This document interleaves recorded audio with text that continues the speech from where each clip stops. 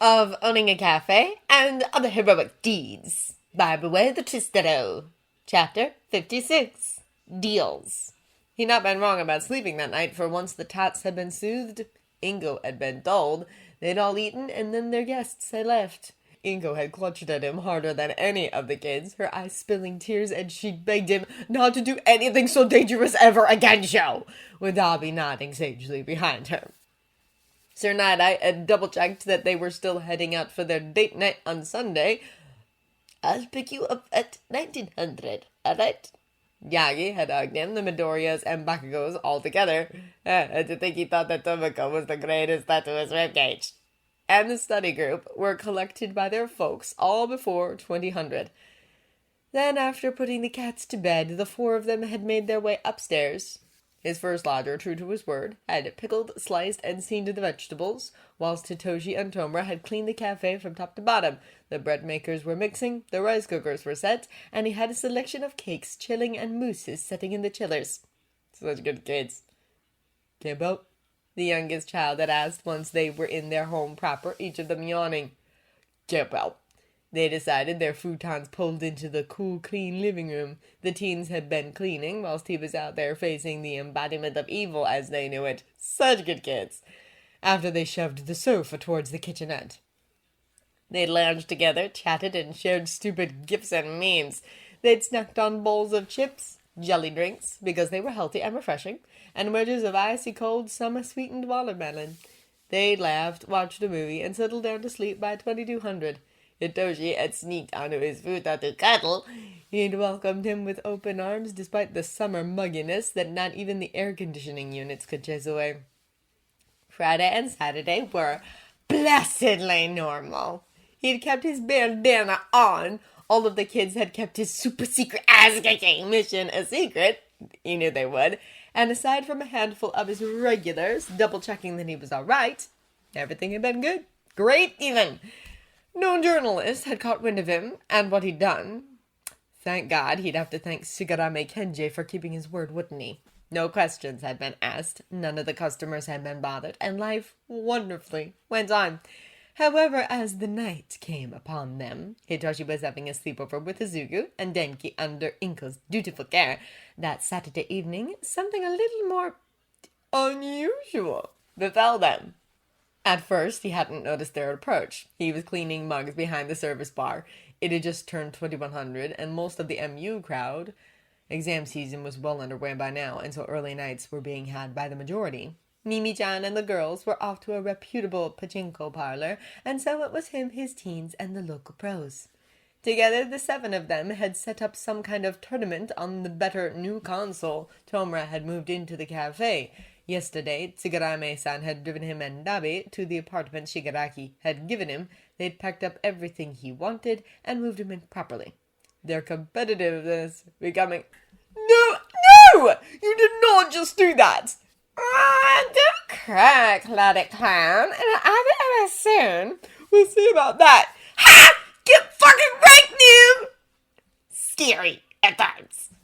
Tomoko and Midnight, now officially dating, were predominantly cheering from behind the beanbags, while Shizashi and Oboro took on the combined formidable skills of his lodgers and Spinner. From the sounds of the ruckus filtering around his irari, Kohaku-san had laughed on his way out and wished him luck when it came to settling them all down later. He'd probably need it. The games were getting heated. The local pros were losing, too. Snickering a little to himself, he began cleaning his beloved coffee machine, whilst taking stock of the few, very few, it always made him feel good to know that his food was eaten, that his community was well fed, food items that he'd yet to sell. If no one else came by, he'd wrap the few onigiri and cupcakes up and cook up the last of the takoyaki batter for his boys and friends to enjoy. Ding ding! Blinking, his head lifting out of the chilled display counter, Shouta blinked his all might, in his usual casual civilian disguise, although who he thought he was kidding with those shoulders was anyone's guess. Walked in. Now, Roneko, what kind of a name is that for a cafe, eh? With Gran Sereno? A unique name, a fitting one, too. And Nezu. Ah, he shouldn't find the size difference so funny. That probably wasn't politically correct and something which he would have corrected one of his tuts or teens about. But, welcome to the Norineko, he greeted with his usual candor. What can I get you? He asked, his dark gaze moving from Toshinori, decidedly sheepish. He already looked like he was crafting an apology, and a lengthy one at that, inside his mind, to Nezu, who was grinning in a way he learned to fear, and So you truly are just a cook, young man. an actual old guy whom he could envision himself banning from his eatery permanently. I'm afraid so. He shrugged, his tone deadpan, while All Might sputtered and the white-furred man shook his head, the index finger of his paw wagging at the elder. That is not just about our good friend Aizawa Shouta, the assistant head teacher declared before decidedly quieter. Or did the footage you viewed during the fray not convince you of that, Oh boy! Watching as the elder huffed, his deceptively diminutive arms folding, the man, dressed in a short-sleeved shirt and linen pants, muttered something under his breath before casting his wrinkly eyes up at the overhead menu, his brows lifting. How in the world are you turning a profit at those prices, huh? Banning! For life! But shisho, please! The blonde stated in a hushed, panicked, and decidedly apologetic tone. You promised that you'd behave yourself if I brought you here. Oh, for fuck's sake! Blinking, their attention flitting from each other to the gaming area, the eatery owner snickered into his hand whilst he watched the drama unfold as his fingers gripping at his beautiful golden hair. His Ashi stood with a roar. Oboro held his fluffy-haired head in his hands. The women fawned over the teens, and said teens high-fived. High-15'd? The TV screen, as though further mocking the losers, was colorfully showing that the League of Café had won, whilst Loud Mike had failed, quite epically, by the look of the scoreboard. Good gracious, the wizened, shrunken killjoy called, his voice bringing everyone's attention back to the service bar area. And you let them talk like that here? In a public space? Snorting, his arms folding and eyes rolling, he peered down at the most senior of their gathering with a huff. They're not hurting anyone, he stated, his right brow arching imperiously. Besides, what do you expect me to do, I'm not actually their father. I wish you were mine, Davy called decisively, his features distinctly unimpressed as he glowered at the diminutive pro. Seconded! Damika cheered, her arms flung up in a wide, enthusiastic arch. Same! Domra voiced, those crimson eyes locked on Grandorino, his brows furrowing in annoyance. I would get that better, but the sentiment's still there, Spinner added, his smile fierce. Ora! I'd like to call him Daddy. Minute, of course, cried out, a pink tongue flicking at the water-dry lips as she winked lewdly. What the actual fuck, name? Dabi and Oboro said in an eerily perfect unison, whilst Tomiko laughed so hard that she collapsed onto a similarly guffawing Hisashi. Hey, there is an innocent asexual child there! God damn it, Spinner is triggered now, woman! He's gonna be stuck like this all night! The decayed quirk user snapped dramatically, his hands reaching for the green-skinned boy as he sank with a kind of flair that he was sure Mr. Compress would appreciate, to his knees and grasped the sides of his face. My ears! Someone pass me the brain bleach! I need a big sip! He cried, his head rapidly shaking. See what you've done now. Showed aside, he was totally in on the act since he'd become well-versed in their antics, the index finger and thumb of his right hand pinching the bridge of his nose, whilst Nezu struggled to hide his mirth and Toshinori, bless his heart, floundered as though real offense had been caused. Sorry. The bronzed hero gushed with a bow that he clearly, genuinely meant. The big dope. Don't worry about it. He grinned before nodding to the tables. I was just about to cook the last of the takoyaki, if you gentlemen are interested. He asked the teens and younger heroes, having settled back down to begin another bout. That sounds marvelous, thank you. The genius smiled before that cunning glint in his eye. And please, would you join us, Shouta, he asked, his paws rubbing together. Word on the street is that a certain lesser school is preparing to offer you a job, and I am very curious as to what you think about that. The rest of the evening had been You rejected a pro hero license fast track. Awkward. Shut up, please. his first mistake, not locking the door after Gohaku-san had left to host a private function just for the teens and local pros. See, I tried to tell him, but he was silly not to.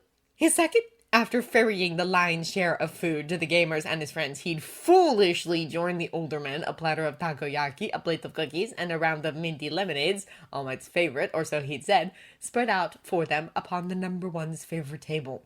What he thought would just be a chat, he knew he should have listened to his instincts, had turned into an interrogation. Poshinori, surely you can make him see sense. God, he felt like he was at a parent-teacher conference or worse. Shouta-kun is his old man, and both of you should respect his decisions. I didn't give in and bring you here for this. We're just meant to be having food together, aren't we? Bringing home to meet his partner's parents for the first time and failing to measure up. So I'm worrying for nothing then. The white furred male sighed, that glint in his eyes still there. You wouldn't forsake me and my alma mater of the most prestigious school in the whole of Japan for your younger brother's academy, regardless of how much he means to you. Admittedly, if he was so far through his course at that place, I would have offered him the chance to transfer, you know. Sighing, his arms unfolding, and his eyes mere seconds away from rolling, the eatery owner grabbed and shoved his fork quite pointedly into the savory butter puff that Gran Torino had been about to go for. You know what? He said, their eyes locked. Since All Might has such respect for you, sir, I'm going to keep this short. He stated, the large blonde shifting uneasily, whilst Nezu looked on gleefully, his little mouth rapidly supping tea. I am not, nor will I ever be, a full-blown pro-hero, he told him. I don't like a lot of how your organization is structured. I don't need or want any fuss, and quite frankly, how I live my life is none of your goddamn business, he added with a light shrug before eating the glistening sphere. Then he narrowed his gaze at the teacher, his expression ruthlessly deadpan, to the point where the other made a little noise filled with anticipation. And as for you, he mused, you want me to sign up to UA, you want to make a deal, then fine. Let's talk deals. He grinned. When the Thunder Group are ready, I want them to be considered for your school. No special treatment, no favors, because their skills will speak for themselves, he said. However, when they're ready, and if they still want to pursue this career path, if you promise to give them a fair shot by taking their admission slips to review, no rejection letters before you see them in action, then I'll happily sign on for Sunday lessons with you exclusively. How's that? Sitting back, his left hand snatching the cookie All Might had been tentatively reaching for, just a little payback for putting him through such an evening, he proceeded to eat it, his eyes daring any of them to challenge anything he'd just said. Poshinori, now I see what you were saying. Gran Torino laughed, his expression fiercely pleased. I say, oh my boy, you're all right, he stated while slamming a hand on the table. You got gut skin, and I respect that. Huh. Okay. I'd expect nothing less from my favorite cat dad. Nezu concurred, his right paw outstretched. Let's shake on it now in front of these assembled witnesses, shall we? Huffing. God, why did it have to be so over the top all of the damn time? Shouta leaned forward and accepted the gesture whilst beside him. The number one finally relaxed. The poor guy had been on pins all night, hadn't he? Get down! So it's agreed. The genius cheered. And something tells me that you'll get a great deal of satisfaction out of this bargain too, Shouta-kun. When he gone to bed that night, he'd been tired. Again. The local pros had ruthlessly teased him, as Aizawa said before they left, the foreseeing spinner, home. It was so nice to see him so lively, wasn't it? All of this extra running around was going to give him more dry eye to worry about, wasn't it? He'd have to invest in eye drops soon, wouldn't he? And so the young lovers tucked away in Dabby's room. With a bag of chips and a DVD, he'd headed to his own room. One of the 2 TVs Tomer had brought with him was in there. They'd offered him the second one, but he'd insisted that they gift it to Hitoshi. As he got older, he'd want to host sleepovers and have his own space, too. Absent-mindedly, he checked his wardrobe and made a face at the only suit he had. Please, call me Mirai. Was taking him to a restaurant tomorrow. You're always cooking for other people, but Who cooks for the cook, Somewhere fancy. The suit he'd bought when he was making loan applications for the cafe 4 months ago. The suit he'd worn when he'd visited Kimiko. Their next scheduled appointment was in 2 weeks' time. At the rate they were going with their memory book, they'd need to make another one by October. Would that be fancy enough? He'd purchased it like he always did in a sale, and sure it fit well and was like new. But once again, he was feeling a little out of his depth. However, this was all about experiences, but considering the sidekick turned full-time pros connections and wealth, he had a sneaking suspicion they'd be going somewhere that'd make his only formal wear look like a bin liner. Bzz, bzz, bzz, bzz. Blinking, he looked at where his phone was charging and sighed. If Asashi and Oboro were spamming him with hot teacher memes, gross! After he'd told them to knock it off, then he'd be blocking both of them immediately. All right. I just wanted to apologize. Again. Snickering the sound found even to his own ears. Shouta found his previous worries melting away as he rolled onto his futon and watched as the poor man, as earnest as he was endearing, who'd probably been agonizing over the evening's events since he'd left half an hour ago, continued to unravel. Aizawa Shouta. You have nothing to apologize for, you big dope. He quickly typed, his eyes rolling. You're not responsible for other people's actions, and besides, I think Gran Torino knew not to mess with me by the end of the night, and I was going to cave to Neva's whims, eventually. He told him. Something tells me that I've saved myself a few months, if not years, of having to battle his genius tactics, tricks, and appeals. He furthered with a chuckle. All right, my Shisho was definitely impressed by you, and he isn't one, like you, to say things that he doesn't mean. I find that I'm learning from you more and more with every passing day. The other wrote. And speaking on such things, I was hoping if I could ask your advice. How in the world could he, an orphan from nowhere who ran a cafe and was helping to raise a small group of boys alongside a community, possibly advise the country's #1 pro? Aizawa Shouta. Sure. Maybe you wanted to know something more about Homura? They have not had the best start. There was still a lot of distrust and hurt between them, wasn't there? And sure, he could pitch some ideas. However, he was probably a better person to ask Dabi, who would definitely have some ideas. So, all might. As a wonderful person whom I know, the older man texted, is the kind of person who wouldn't want any gifts or tokens and has resolved himself to serve others. He added quickly. So, if one was going to treat someone like that, he continued, what would you recommend? Blinking at the screen. The weird fluttering feeling back in his chest. Was his air conditioner broken? With a vengeance! He swallowed thickly. Was this flirting? What should he do? He could be snarky on Mirai's behalf, couldn't he? They weren't supposed to be fraternizing at this stage, though, so maybe he was genuinely asking for advice?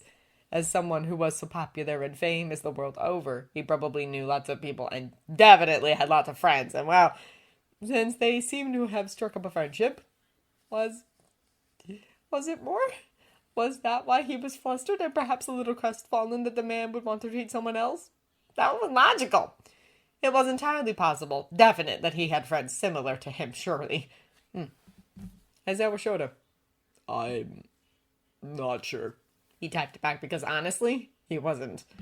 Aizawa Shouta. What are their hobbies and interests? What do they do for a living? Did they have any family, you could ask? He floundered, his brows furrowing. Talk about asking the wrong person. He didn't want to let the other down, but aside from his younger siblings, he didn't really know what people liked or wanted.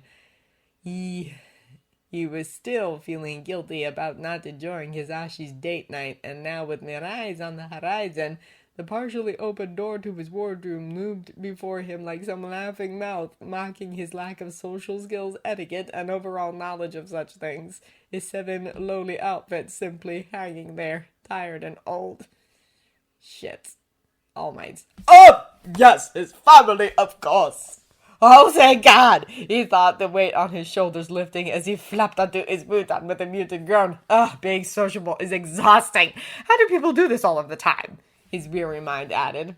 All Might. Thank you, Shouta-kun. Sweet dreams, and I hope you have a wonderful time tomorrow evening. Aizawa Shouta. Thanks, you too. Ah, fuck, what? You two, what? Face flushing with embarrassment, he hastily typed. I mean, I meant that I hope you have a nice Sunday night too, or something. He muttered into his pillow, his stomach in knots as he imagined the other man laugh, snarling at him, his hands shoving the devilish device under his pillow before he swiped at his futon-side lamp and resolved himself to a night of cleansing. God! Yawning tiredly, his partner already snoozing. It had been a week and a half, hadn't it? Tomura sighed, a gloved hand gently brushing the other's dark bands away from his eyes before he switched off the TV and moved to grab his phone. He wanted to get up relatively early to help Sho and Dabi prepare for the Tots' defense lessons. To set an alarm. All right. Oh, Raccoon, I hope I'm not disturbing you, and please do not reply to this message until a time that's convenient for you. The actual fuck? However, I was hoping that you and Dabi-kun would be able to assist me. I would very much like to treat Shouta, but find myself at a loss as to how I should approach the matter. Well, no fucking way. Holy shit! Would the both of you be willing to help me? Chuffing is mind bewildered. The decay quirk user very nearly didn't notice his partner's eyes fluttering from where his warm head was resting in his pajama-covered lap. Something the matter? He asked, a little bleary-eyed. You know those shovels we wanted to order? He replied blithely whilst offering his phone for the other to view. Well, I'm pretty sure we need a bulldozer now. He snickered, a gleam of mirth lighting his features. It looks as though this one has got it pretty bad for a captain, huh? Grumbling his scarred fingers, taking the offered device, Dabi blinked once, twice, and a third time before releasing a long, withering sigh. Fuck, he said, a chuckle leaving them both. Looks like we own the Mori 5,000 yen, doesn't it?